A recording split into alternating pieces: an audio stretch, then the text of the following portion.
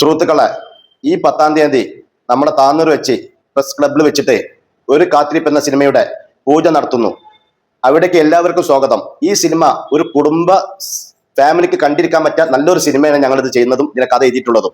ഇന്ന് നമ്മുടെ സാഹചര്യത്തിൽ നടന്നുകൊണ്ടിരിക്കുന്ന ഓരോ സംഭവ വികാസങ്ങളാണ് ഞങ്ങൾ സിനിമയിൽ എഴുതിയിട്ടുള്ളത്. ഇത് കഥാക്കി ഞങ്ങൾ ചെയ്തിട്ടുള്ളത്. അത് ഞങ്ങൾ സിനിമയ്ക്ക് ചെയ്യാണ്.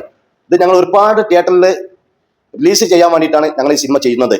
ബാക്കി ഡീറ്റെയിൽസ് കാര്യങ്ങളൊക്കെ നമ്മുടെ സുരേഷ് നിങ്ങളോട് പറയുന്നതാണ്.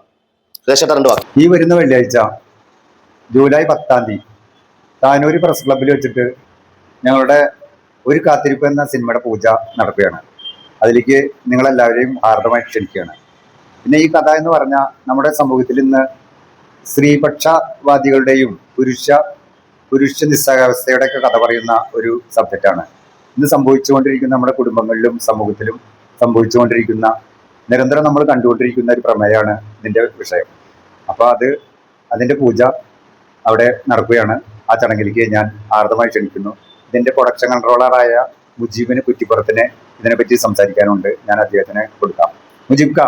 സുരേഷ് അരുവി കഥ എഴുതി മൂസ കൊടിഞ്ഞി സംവിധാനം ചെയ്യുന്ന ഒരു കാത്തിരിപ്പ് എന്ന് പറയുന്ന സിനിമ താനൂര് പ്രസ് ക്ലബിൽ വെച്ചിട്ട് ഈ വരുന്ന വെള്ളിയാഴ്ച പൂജ നടത്തപ്പെടുന്നു. അതിൽ നിങ്ങളെല്ലാവരെയും ഞങ്ങൾ ക്ഷണിച്ചു കൊള്ളുന്നു. കൃത്യം 2 മണിക്ക് എല്ലാവരും എത്തിച്ചേരുക. എല്ലാവരെയും ഞങ്ങൾ ക്ഷണിച്ചു കൊള്ളുന്നു.